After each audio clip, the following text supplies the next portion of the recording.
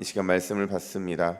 이 복된 시간에 주시는 하나님의 말씀은 사도행전 14장입니다.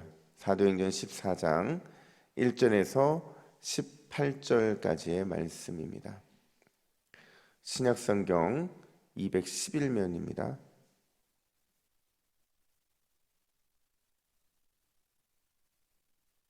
사도행전 14장 1절에서 18절까지 복음의 능력이라는 제목으로 오늘 말씀을 받습니다. 1절부터 18절까지 교독합니다.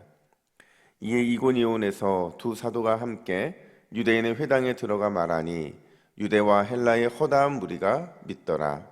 그러나 순종하지 아니하는 유대인들이 이방인들의 마음을 선동하여 형제들에게 악감을 품게 하거늘 두 사도가 오래 있어 주를 힘입어 담대히 말하니 주께서 그들의 손으로 표적과 기사를 행하게 하여 주사 자기 은혜의 말씀을 증언하시니 그 시내의 무리가 나뉘어 유대인을 따르는 자도 있고 두 사도를 따르는 자도 있는지라.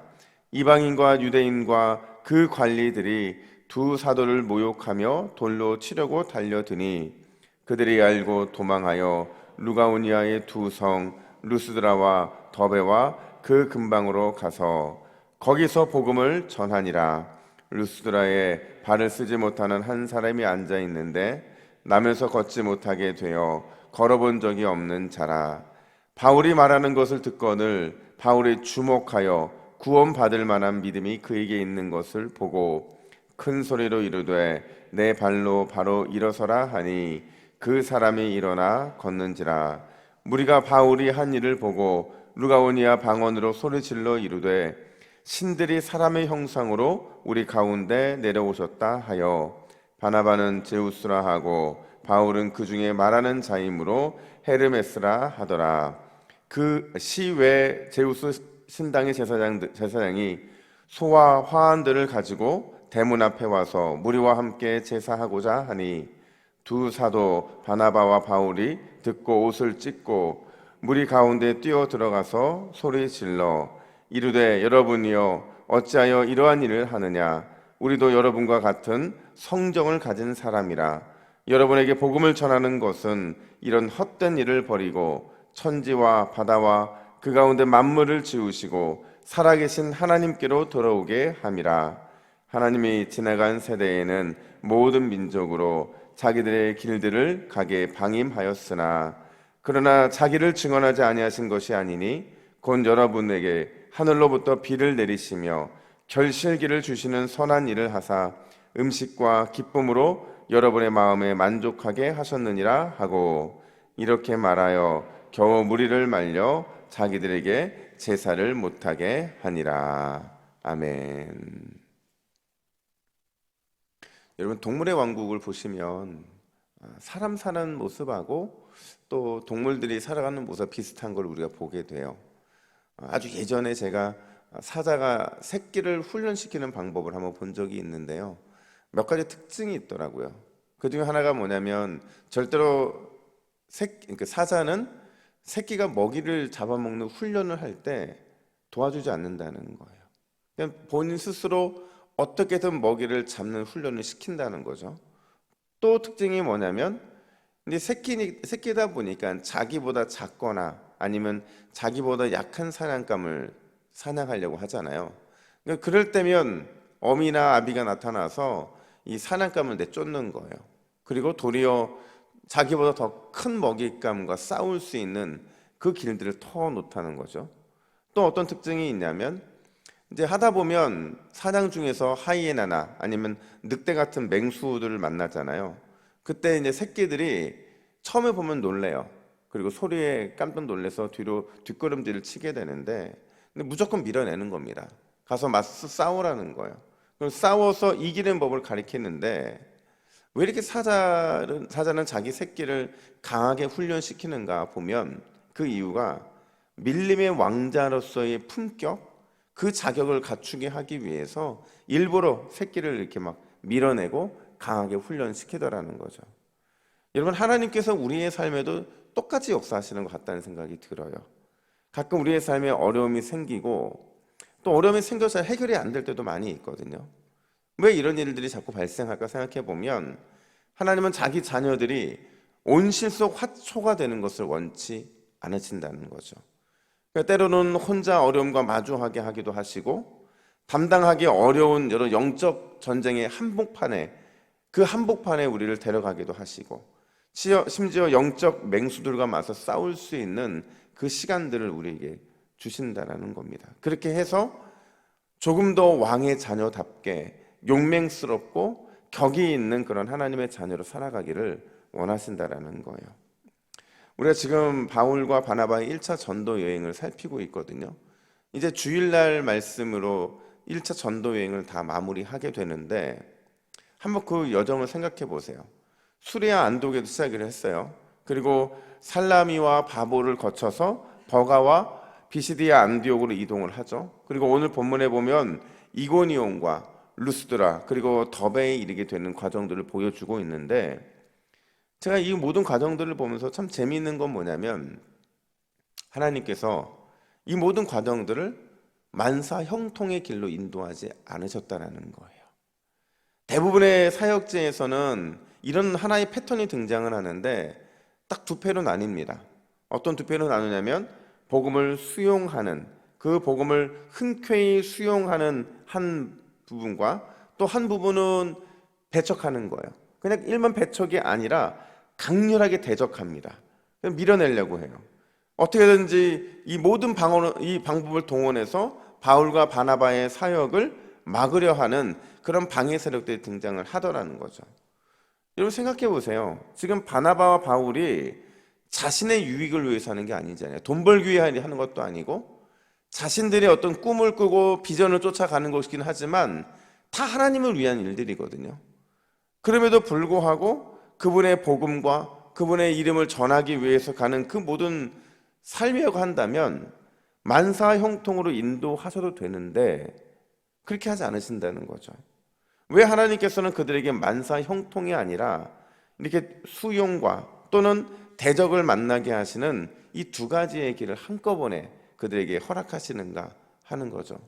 오늘 보면 그 이유가 두 가지가 등장하는데 첫 번째로 하나님만 우리의 든든한 지원자가 되신다라는 사실을 그들에게 깨닫게 하기 위해서 그렇다는 거예요.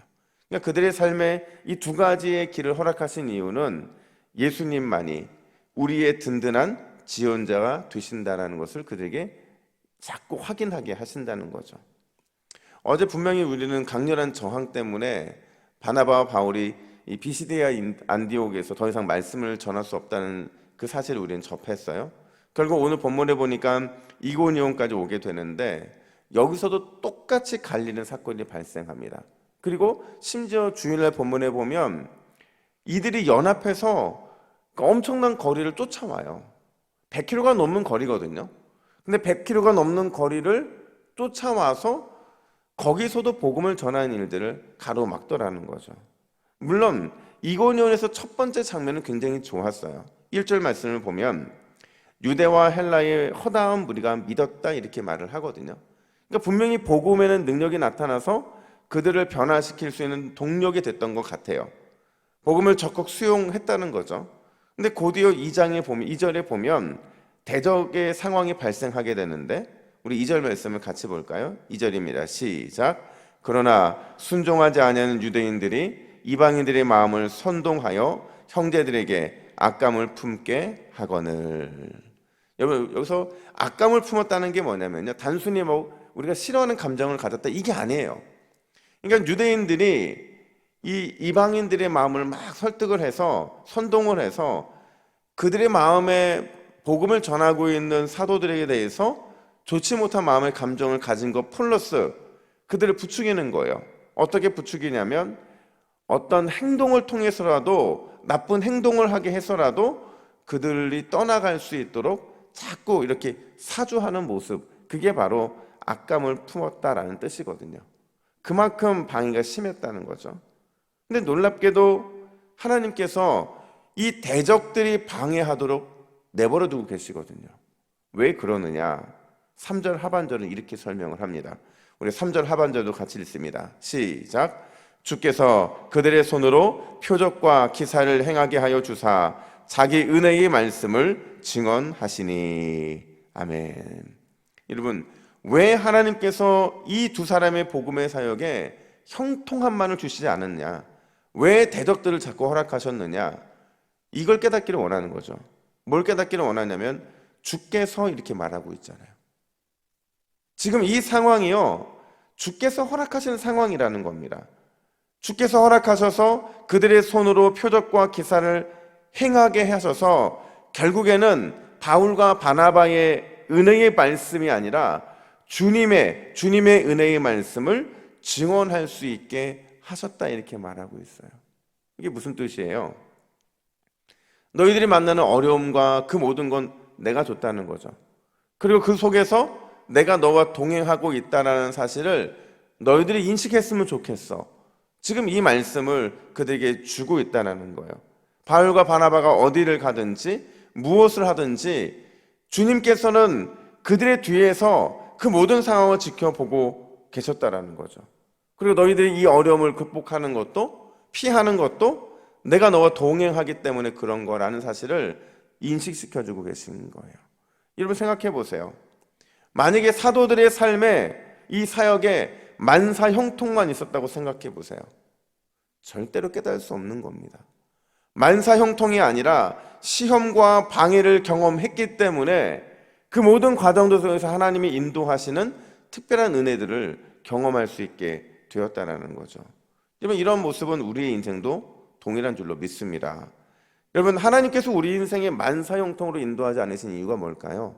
우리가 기도한 대로 척척 모든 것이 다 이루어지고 우리가 계획했던 대로 모든 일이 다 만사 형통으로 이루어진다고 한다면 여러분, 뭐가 우리에게 문제가 될까요? 처음에는 좋을 거예요. 처음에는 하나님의 인도하심에 감사할 겁니다. 근데 이게 반복되고 일상이 돼버리면 그게 당연한 줄 알게 된다는 거예요. 때로는 우리 인생에 마음이 상한 일도 허락하시고 어려운 일도 허락하시고 시험도 허락하시고 또 방해도 경험하게 하면서 내가 네 등 뒤에 있어, 내가 네 뒤에서 너를 돕고 있어, 너 걱정하지 마, 이 사실을 알려주시고자 형통함보다는 방해와 어려움이 우리의 삶에 있게 하신다라는 겁니다. 여러분, 우리 주님은 여전히 언제나 어디서나 우리의 든든한 지원자가 되어주시는 줄로 믿습니다. 그 믿음이 우리로 하여금 살아있는 신앙을 갖게 하는 거예요. 그 믿음이 오늘도 주님이 나와 동행하고 있다는 사실을 자꾸 우리에게 가르쳐주고 있는 겁니다. 따라서 우리는 우리의 삶에 닥치는 여러 가지 시험과 어려움들에 불평할 것이 아니라 그를 통해서 하나님의 살아계심을 경험하기를 원합니다라는 기도를 해야 될 줄로 믿습니다. 뿐만 아니라 두 번째로, 왜 그들에게는 이 두 가지 길이 한꺼번에 등장하고 있느냐? 결국에는 복음의 능력을 설명하기를 원하시는 거예요. 복음의 능력이 얼마나 강력한지를 보여주고자 하신다는 거죠. 여러분, 이고니온의 대적자들이 죽도록 달려들어요. 그러니까 바나바와 바울이 다시 또 길을 떠날 수밖에 없거든요. 그러니까 루스드라와 더베와 그 근방으로 자리를 옮기게 되는데, 참 재미나는 것은 이 정도 어렵고 반복해서 힘들면 좀 위축되거나 좀 복음을 전하는 일에 대해서 한 템포 쉬어갈 만도 한데 그들은 절대 그렇게 하지 않는다는 거죠. 전혀 위축되지 않고 더 어디에 있든지 7절 보니까 복음을 전했다, 이렇게 말하고 있거든요. 그러니까 박해도 어려움도 그들의 복음을 전하는 일을 막을 수 없었다는 거예요. 여러분, 왜 바울과 바나바도 사람인데 박해와 어려움을 당했음에도 이렇게 위축되지 않을 수 있었을까? 그 이유는 그들에게 복음의 능력에 대한 확신이 있었던 거예요. 이 복음의 능력이라는 게 뭐냐면요, 우리가 단순히 말씀의 힘, 복음의 능력, 그걸 의미하는 게 아니라 삶에서 축적된 그 능력이 그들에게 있었던 거예요.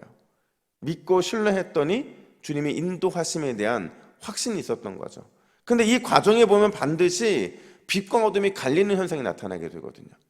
복음을 들고 가면 빛이 들어가기 때문에 어둠과 갈등을 일으킬 수밖에 없는 거예요. 결국에는 어둠이 쫓겨나갑니다. 근데 그럼에도 불구하고 빛을 들고 갔을 때 어둠과 갈등을 하는 그 과정들을 통해서 하나님의 말씀이 얼마나 능력 있는지를 그들이 경험한 거거든요. 그러니까 그 경험으로 오늘 8절 말씀해 보니까 어떤 한 사람을 또 그 빛이 들어가 어둠을 내쫓는 경험을 하게 하는데, 그게 누구냐면 태어날 때부터 걸어보지 못한 사람이라는 거죠. 근데 그가 걷잖아요. 걷게 되는 기적을 경험하게 되잖아요. 어떻게 일이 가능했냐면 우리 9절부터 10절 말씀을 같이 읽습니다. 시작. 바울이 말하는 것을 듣거늘 바울이 주목하여 구원받을 만한 믿음이 그에게 있는 것을 보고 큰 소리로 이르되 내 발로 바로 일어서라 하니 그 사람이 일어나 걷는지라. 할렐루야. 여러분, 복음을 믿음으로 받았다라는 거예요. 복음의 능력, 그러니까 바울이 전하는 말을, 그러니까 복음을 들었다 이렇게 말하고 있거든요. 그러니까 복음의 능력이 바울과 바나바에게서 지금 이 평생 걸어보지 못했던 사람에게로 이어지고 있는 거예요. 그러니까 그의 모습 속에 구원받을 만한, 그러니까 복음에 대한 반응이 일어나고 있으니까 내 발로 바로 일어서라는 메시지를 전하게 되고 그 사람이 그 말씀에 순종해서 일어나 걷고 있잖아요. 이게 바로 복음의 능력이라는 겁니다. 여러분, 복음에는 치료하는 힘이 있는 줄로 믿습니다. 복음에는 구원의 능력이 있어요. 불가능한 것을 가능케 하는 권세가 있다라는 거죠.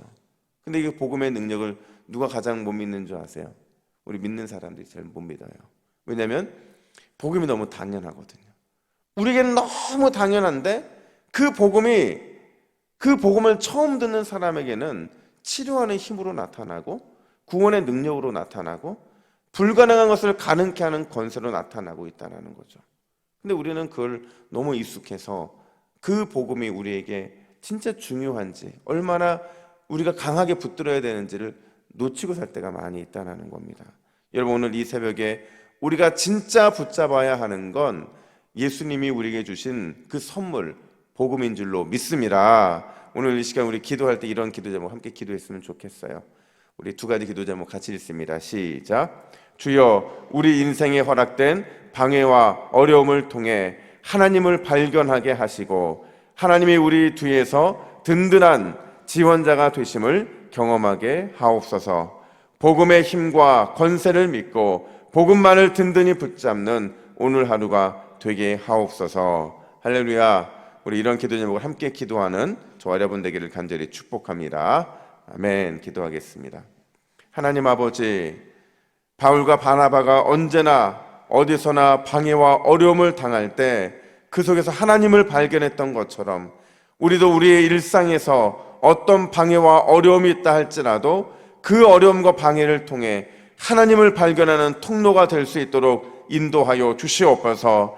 날마다 우리의 삶의 뒤에서 든든한 지원자가 되시는 그 하나님을 만나게 하여 주시고 우리가 복음의 힘과 권세를 굳게 믿고 오직 복음만을 든든히 붙잡는 그런 삶을 살아가게 하여 주시옵소서. 하나님, 우리가 주님을 붙잡을 때에, 복음을 붙잡을 때에 오늘 하루도 승리하는 하루가 될 줄로 믿사오니 우리의 삶을 통해 승리의 기쁨이 충만한 이 하루가 될 수 있도록 인도하여 주시옵소서. 감사드리며 예수님의 이름으로 기도하옵나이다. 아멘.